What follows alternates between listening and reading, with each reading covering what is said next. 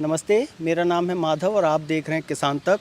मेरे सामने जो शख्स बैठे हैं ये किसी परिचय की मोहताज नहीं है, लेकिन चूंकि औपचारिकता होती है तो हिम्मताराम भामू इनका नाम है। नागौर ज़िले से आते हैं।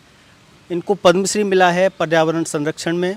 इनकी थोड़ी यात्रा के बारे में जानेंगे और इन्वायरमेंट के लिए, क्योंकि राजस्थान पर्यावरण के लिहाज से काफ़ी संवेदनशील राज्य है। क्लाइमेट चेंज का सबसे ज़्यादा असर अगर स्पष्ट तौर पर दिखाई देता है वो तो राजस्थान में दिखाई दे रहा है। तो इन सब बातों को लेके भामू साहब से बात करेंगे। सर, स्वागत है आपका किसान तक में, और पद्मश्री के लिए बधाई। देर से ही सही, मेरी तरफ से अभी बधाई दे रहा हूँ। तो आप थोड़ी अपनी यात्रा के बारे में हमें बताएं, कहाँ से आप आते हैं, क्या काम किया? यात्रा तो मैं नागौर से हूँ। नागौर के पास एक छोटा सा गांव है सुखवासी, और उस गांव में मैंने जन्म लिया। और वहाँ मैंने मेरी दादी के हाथ से आज से 47 साल पहले एक पीपल का पौधा लगाया। और मेरी दादी ने कहा कि इससे बड़ा और कोई पुण्य नहीं है, ऐसे भी पेड़ लगाते रहो, पेड़ों को बड़ा करते जाओ। और ये जो मूक पशु पक्षी है, जीव है, जानवर है, उसको चुगाड़ डालना, जानवरों की सेवा करनी, ये बेचारे मूक है, इनकी सेवा करनी। तो मैंने वो बात गांठ बांध करके हमारे जो जीवन से संस्कार लिए इस पर्यावरण को बचाने। हमारे जो बुजुर्ग थे वो प्रकृति के बहुत नज़दीक रहते थे, तो गायें चराते थे, गायों की सेवा करते थे, और पेड़ों की सेवा करते थे, पशुओं की सेवा करते थे, जानवरों को चुगाड़ डालते थे। तो ऐसे करके हम लोग उसमें जुड़ गए। और मैं इतना काम 47 साल तक लगातार इस पेड़ पौधे लगाता रहा। 5-6 जिलों में हमने काम किया। कौन कौन से जिले? हमने नागौर जिला है, और जैसलमेर है, बाड़मेर है, जोधपुर है, सीकर है, अजमेर है। तो सब जिलों में हमने, नागौर जिले में तो ऐसा कोई गांव ही नहीं बचा जब हमने कोई पौधारोपण नहीं किया और पर्यावरण की रक्षा के लिए पेड़ पौधे नहीं लगाए।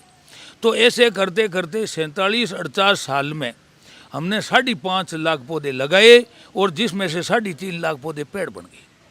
और इतना ही नहीं, फिर 1999 में एक खेत खरीदा, 6 हेक्टेयर ज़मीन, उसको 11,000 निजी भूमि को 11,000 पेड़ लगा करके उसको जंगल बना दिया। और उसमें 300 से ज़्यादा मोर, हज़ारों की तादाद में पक्षी, हर रोज़ उसको पक्षियों को भोजन कराना, 20 किला चुगा डालना, और 300 से ज़्यादा मोर, उनकी रक्षा करनी। और इतना ही नहीं, उसमें गोपाट, गोइडे, नेवले और सांप वगैरह सब जानवर हैं। चारों तरफ उसके रहने के लिए एक बाड़ बनाई, और 300 पानी के कटोरे भरे जाते हैं। और मैं 1472 किलोमीटर पद यात्रा कर चुका हूँ। और ये मतलब क्या है कि हम लोग इससे, इनके अलावा पर्यावरण के बहुत बड़ा घटक है। जब वन्य जीवों के लिए हमने शिकारियों से बड़ा भारी संघर्ष किया, शिकारियों को जेल में डलवाया। चिंकारा और हाँ, ये जिंकारा, हिरण और खरगोश, मोर, इनका शिकारियों को हमने बहुत मुकदमे लड़े। 28 मुकदमे शिकारियों के खिलाफ लड़ा। 13 मुकदमे में शिकारियों को जेल में डलवा दिया। खुद के हर्जे खर्चे पर लड़ा। और मैं 2,500 से ज़्यादा घायल वन्य जीवों को, राष्ट्रीय पक्षी मोरों को और हिरणों को इलाज करा करके जंगल में छोड़ा। मेरा जो मिशन थे ये 47-48 साल का काम है। जब हम लोग 1974-75 में पर्यावरण की कोई परिभाषा भी नहीं जानते थे लोग, तब हमने ये काम हाथ में लिया। और ये जो हमारे बुजुर्ग थे वो पर्यावरण की भाषा जानते थे और बहुत नज़दीक रहते थे, तब हमने ये काम शुरू किया। और हमने हमारे लगाए हुए 5.5 लाख पौधों में से 3.5 लाख पेड़ बन चुके हैं। वो प्रत्येक वर्ष वैज्ञानिकों की शोध के अनुसार 12 अरब रुपयों की प्राणवायु ऑक्सीजन में हवा में छोड़ते हैं। आपने अभी एक बात कही कि हमारे बुजुर्गों में पर्यावरण संरक्षण की एक चेतना थी, जागरूकता थी, उनको एक समझ थी। वो समझ क्या अगली पीढ़ी तक ट्रांसफ़र नहीं हो पाई है, या क्या वजह है जिससे ये संकट पैदा हुआ? अब जो ये एक ऐसा ज़माना आया है, हम लोग देख रहे हैं, हमें बड़ी दिक्कत हो रही है कि इंसान, अभी का इंसान, ये पिछले 20 साल में इस प्रकृति से दूर जा रहा है। प्रकृति के साथ खिलवाड़ कर रहा है, प्रकृति के साथ नुकसान कर रहा है, जंगल काट रहा है, जानवरों को ख़त्म कर रहा है, और वो बड़े बड़े पहाड़ों को काट रहा है, कंकड़ के पेड़ खड़े कर रहा है। और विकास तो हो गया 1000 गुना, और विनाश हो गया 5000 गुना। हम लोग जो ये करते हैं कि 7 जे पर काम करते हैं। सबसे पहले जल है तो जंगल है, और जंगल है तो जल है। जल ही नहीं होगा तो जंगल कहाँ से आएगा? जल है तो जंगल है, और जंगल है तो जल है। जल को भी बचाया जाए, एक एक बूंद जल को बचाया तभी तो पर्यावरण बचेगा। जल है तो जंगल है तो जीव है, जो जंगली जीव होते हैं बेचारे, कई तरह के जानवर होते हैं, कई कीट पतंग वगैरह, कई की तो मधुमक्खियाँ हैं, ये जो पराग बनाती है और करती है, इसमें फल फूल बनते हैं, फ्रूट बनते हैं। तो इसलिए क्या है, जल है तो जंगल है तो जीव है, और जीव है तो जैविक है, जैविक है तो जमीन है तो जलवायु है, और जलवायु है तो जीवन है। ये 7 जे ये हो गए। 8वां जे जनसंख्या। अब स्थिति गड़बड़ कहाँ से हुई है कि जनसंख्या बढ़ रही है, भारत में 142 करोड़ से ऊपर जनसंख्या पहुंच गई। तो स्थिति ये हो गई कि हम लोग ये मांग करते हैं कि जनसंख्या ने रोको भाई, लाख रोग री एक दवा, ए सब चीज़ें ही कम बढ़ जा सीर पानी धरती और हवा। जनसंख्या ने रोको भाई, लाख रोग री एक दवा, ए सब चीज़ें ही कम बढ़ जा सीर पानी धरती और हवा। ये सब चीज़ें कम पड़ जाएगी, ये स्थिति गड़बड़ हो जाएगी।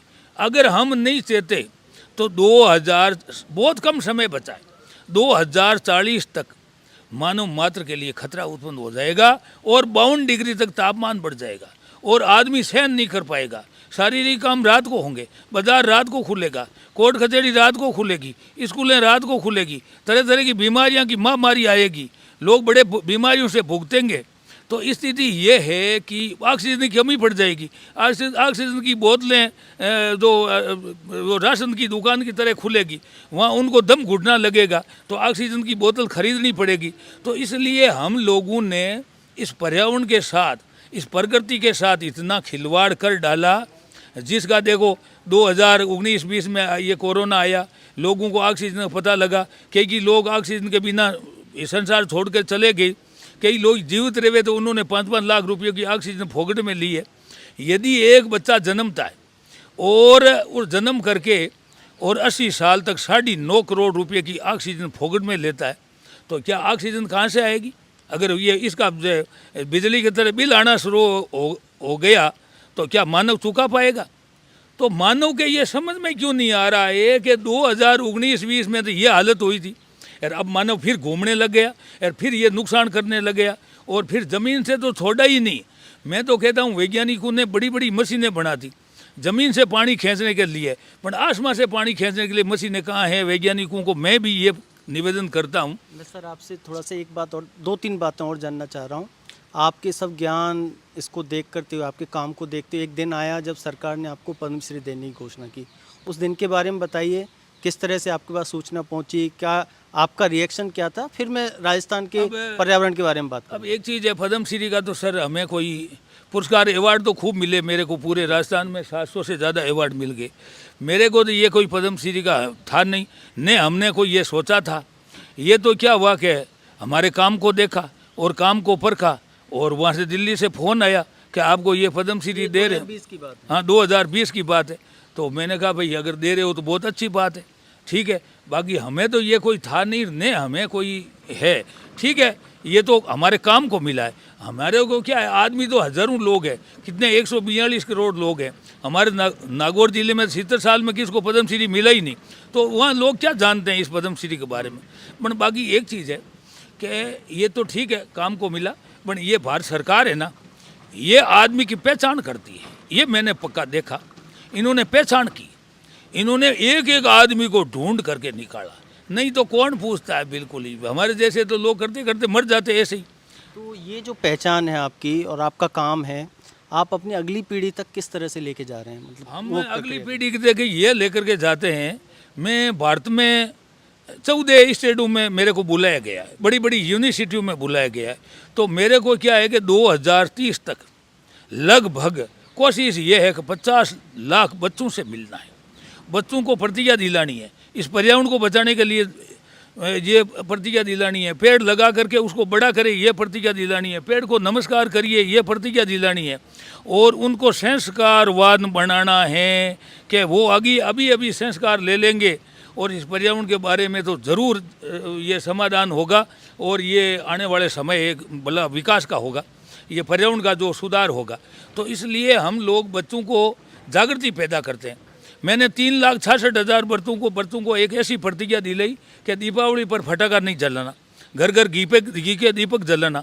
तो बच्चों ने प्रतिज्ञा ली, आज तक 3,66,000 बच्चे कभी फटाखे नहीं जलाते।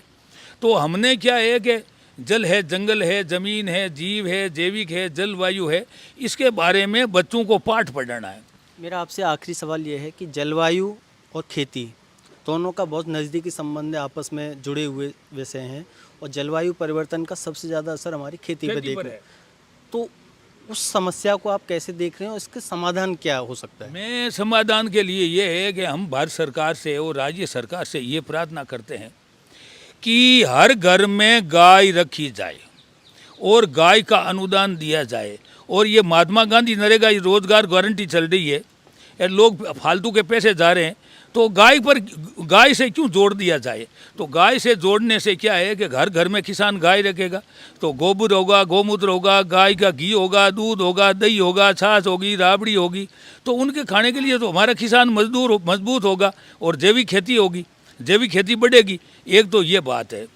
दूसरी बात ये है कि ये जो किसानों को मैंने तो कहा भाई, जो यूरिया है, डीएपी है और है, जो फर्टिलाइज़र है, जहर है, तरल पदार्थ छिड़के जा रहे हैं फसलों में, तो इससे क्या है कि आदमी के स्वास्थ्य के लिए बहुत बड़ा घातक है। और प्रकृति भी, ये जो धरती भी है, इसमें कई तरह किसानों के जो मीत कीट हैं वो ख़त्म हो रहे हैं। तो इसलिए किसान को तो सावधान होना ही है। दूसरा, मैं भारत सरकार से ये प्रार्थना निवेदन करता हूँ कि जो भी किसान, अगर यदि उसके खेत में पेड़ है तो उसका अनुदान शुरू कर दें, गणना करके जितने पेड़ हैं उसको अनुदान दिया जाए, ताकि वो ज़्यादा से ज़्यादा पेड़ लगाएगा, पेड़ों को बड़ा करेगा, पेड़ों की रक्षा करेगा। ज़्यादा से ज़्यादा पेड़ होंगे, हरियाली होगी, ज़्यादा बरसात होगी तो ये ठंडक पैदा होगी, तो जलवायु परिवर्तन अपने आप कंट्रोल होगा। तो कंट्रोल के लिए क्या है कि एक चीज़ का, जैसे एक आदमी की बीमारी लगती है तो एक दवाई देते हैं तो साइड इफेक्ट करते दूसरी बीमारी शुरू हो जाती है। तो मैं ये कहता हूँ कि आदमी को शुद्ध खाना, शुद्ध पानी या शुद्ध हवा, ये तीनों चीज़ें अगर नहीं मिली तो आदमी तो बीमार ही पड़ेगा, और आदमी बीमार पड़ेगा तो ये हमारे किसान कमज़ोर होंगे, किसान कमज़ोर होंगे तो फसलें भी कमज़ोर होगी। तो इसलिए समस्त मानव के लिए समस्त वातावरण चाहिए, और समस्त जो ज़्यादा से ज़्यादा हरियाली चाहिए, ज़्यादा से ज़्यादा पेड़ पौधे चाहिए। और सबसे ज़्यादा जो नुकसान हुआ है ये गाय के कारण हुआ है। अगर घर घर में आदमी किसान नहीं पालेगा और गाय की जो सेवा नहीं होगी तो जब तक तो ये आगे से आगे नुकसान बढ़ता ही जाएगा। बहुत बहुत शुक्रिया सर, हमसे बात करने के लिए। आपने बहुत ज़रूरी और बहुत ज्ञान वाली बातें हमें बताई। तो आप देख रहे थे किसान तक। नमस्कार।